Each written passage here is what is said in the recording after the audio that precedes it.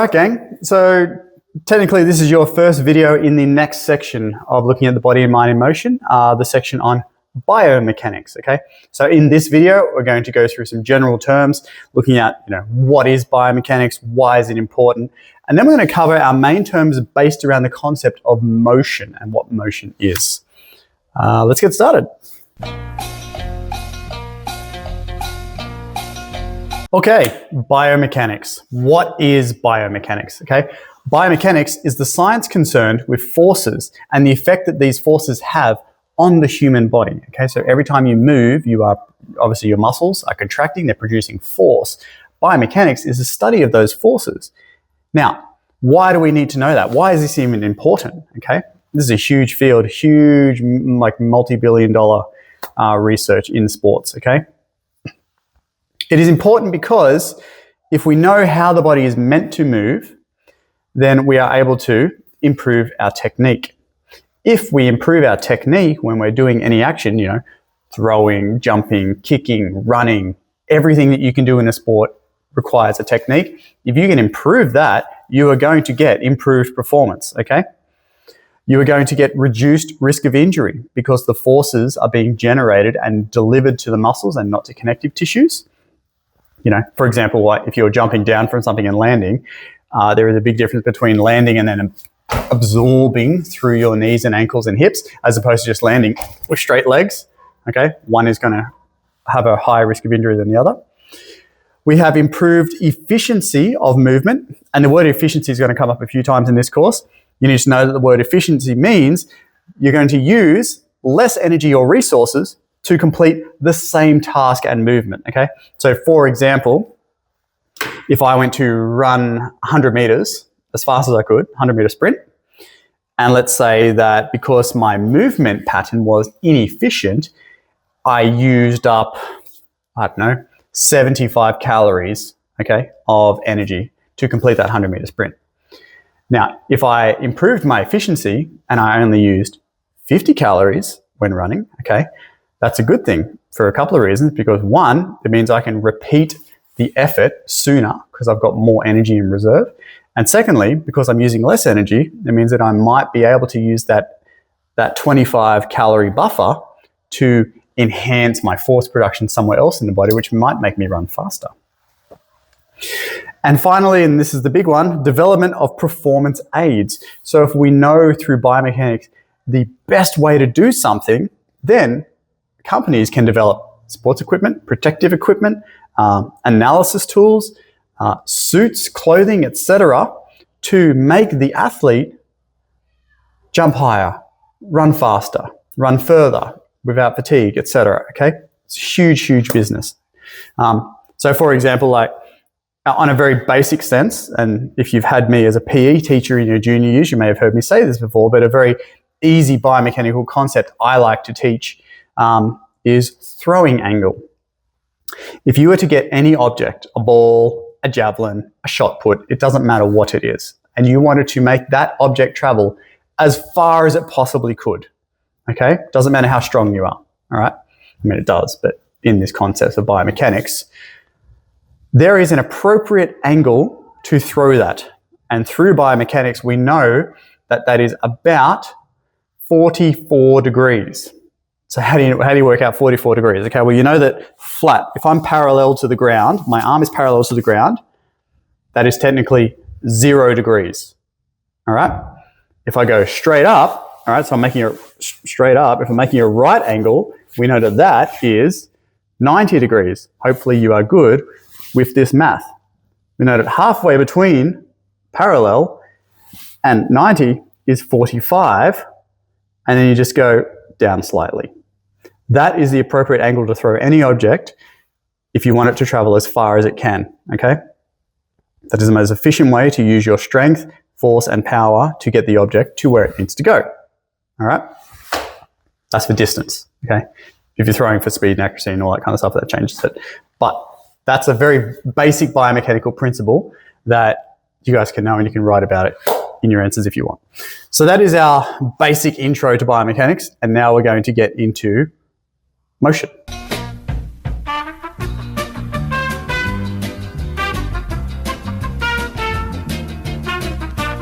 Okay, motion. Motion is movement. Okay, I'm in motion right now with my arms, my mouth, etc. Any type of movement that the body or an object can produce is in motion. My camera that I'm filming this on right now is not experiencing motion because it is stabilized on a tripod.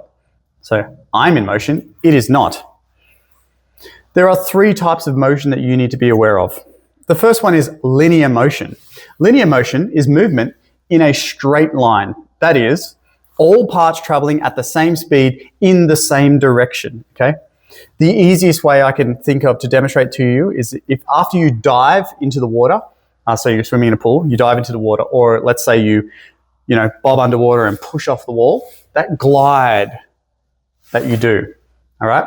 So your feet aren't kicking, your arms aren't moving, you're just gliding through the water. In that instance, all parts of your body are traveling at the same speed in the same direction, and that is a really good example of linear motion, all right? If you look at a 100-meter sprinter, they need to run from one point to the other in a straight line, okay? Their goal is to have as much linear motion as possible.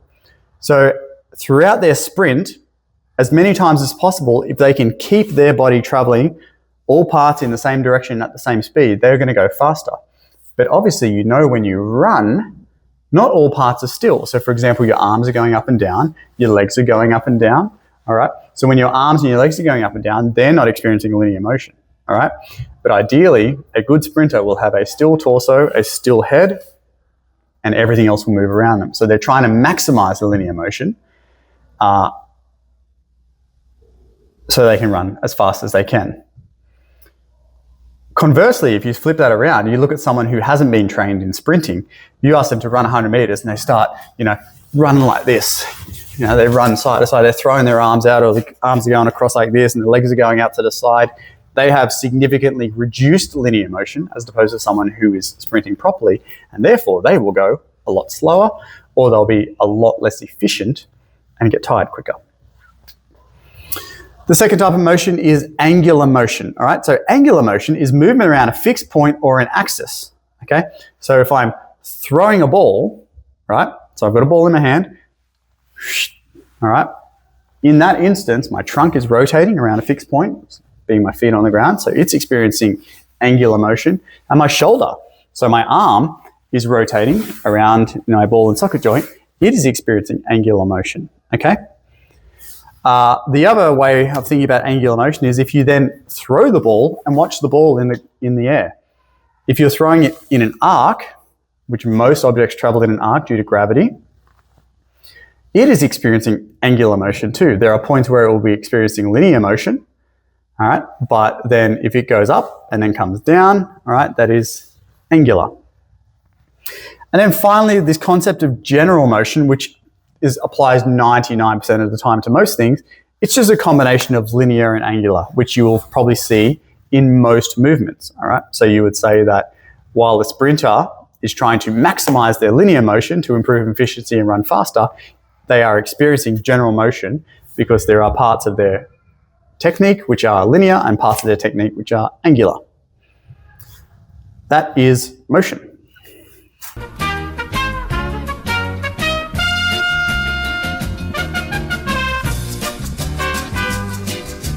Okay, so now we're moving on to the concepts of velocity and speed, okay? This is going to be a little confusing, but I've got an example and hopefully it's going to make sense. Velocity. Velocity is displacement over time. Now, displacement means the change from A to B.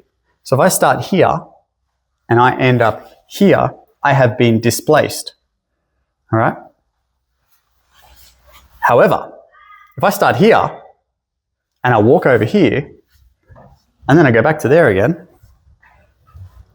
I'm not displaced from where I started, okay?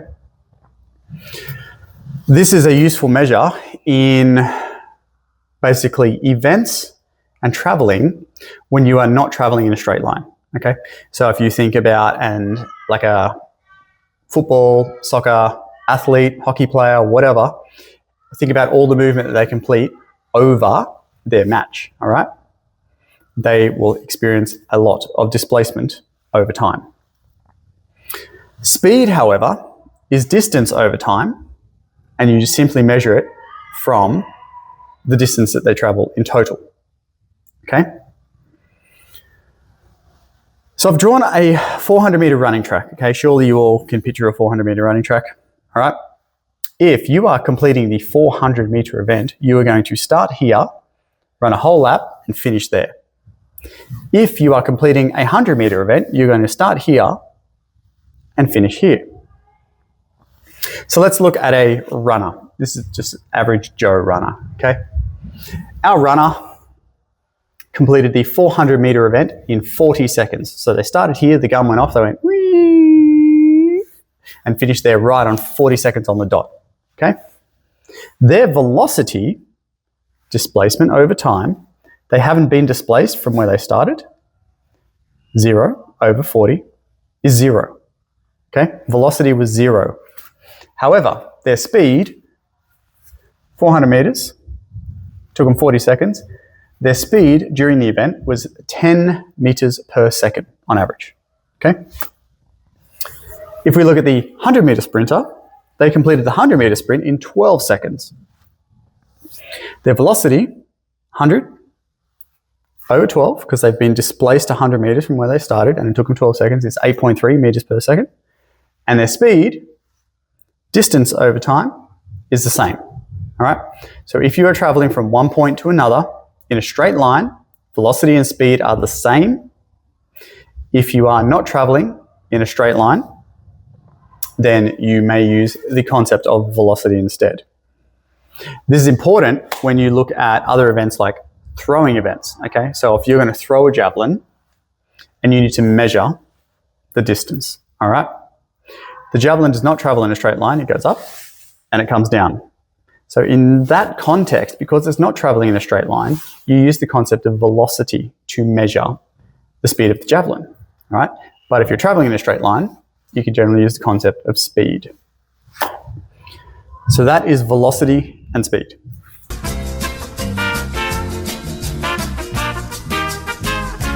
All right, second last concept I want to cover in this one is acceleration. So acceleration is the change in velocity over time, all right? So we know what velocity is, displacement. So how you are displaced over a period of time is your acceleration, all right?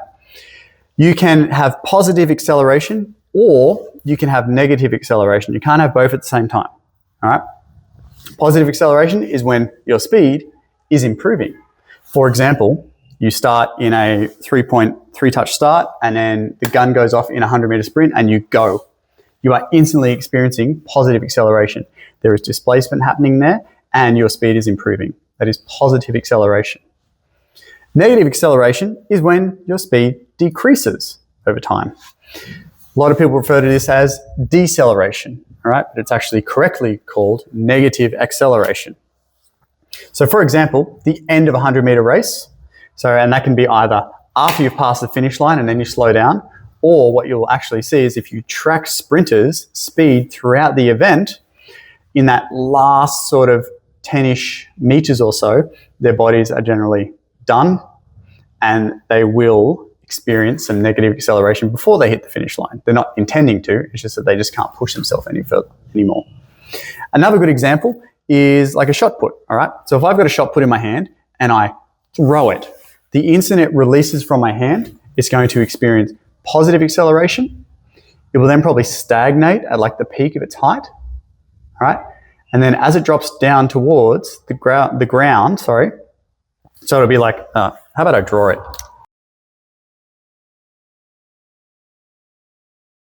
That's me throwing a shot put, all right? Apparently I have no organs or whatever, okay.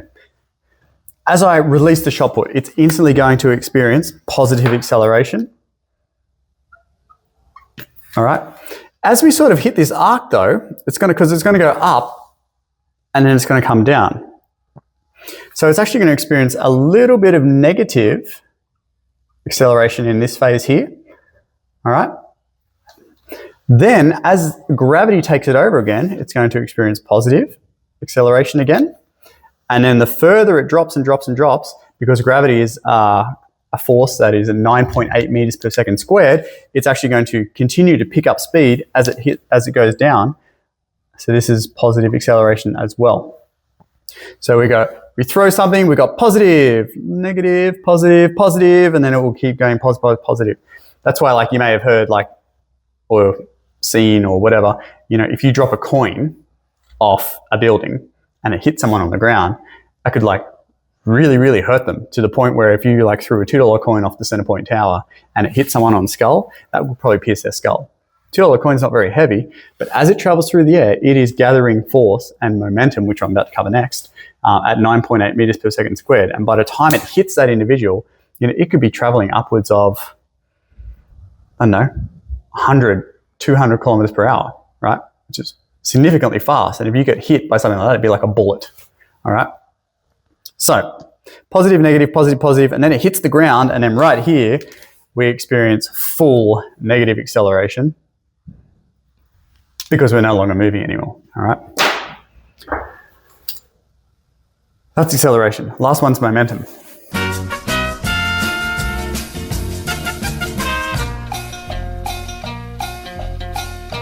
Okay, the last concept in this video is momentum, all right? So momentum is calculated by mass times velocity, all right? So that is your displacement over time times or multiplied by weight of something, okay? So momentum is influenced by mass of players and or objects. It is influenced by the elasticity of connective tissues to absorb momentum. So think about players colliding, all right, in tackles, and in, like, evasive skills of players, which reduce the impact force, all right? So there's a difference between two people running head on and going like that, as opposed to running and then, like, doing a sidestep and they kind of clip each other, all right? All of those things are going to influence the momentum forces that are experienced. Momentum can, once again, be linear and angular, right? Depending on whether the objects or the players are traveling straight on or whether they're going, you know, up and down and stuff like that. So hopefully you've wrote this in your book, and I want you to answer it because I'm not going to answer it for you on this video, all right? To demonstrate this, a 70 kilo halfback is running at 14 kilometers per hour down the field with the ball. He's tackled straight on, like this, by a 120 kilo prop who's only running at 5 kilometers per hour. Who comes off best in that tackle? So if you watch league or you understand the concept, you've got a little dude running fast, you've got a big dude running slowly, and he's trying to tackle him. Either what's going to happen is when they collide, the halfback may have more momentum and therefore they'll collide and the halfback will go through the prop, or the prop with his weight and slower speed has more momentum, so when they tackle, the halfback gets squished. Who wins? Calculate it yourself, write your answer in your book, and I will put a question up on the video about this as well. So that was the first lesson basically on some general terms that you need to understand and know about biomechanics related with motion. Thanks.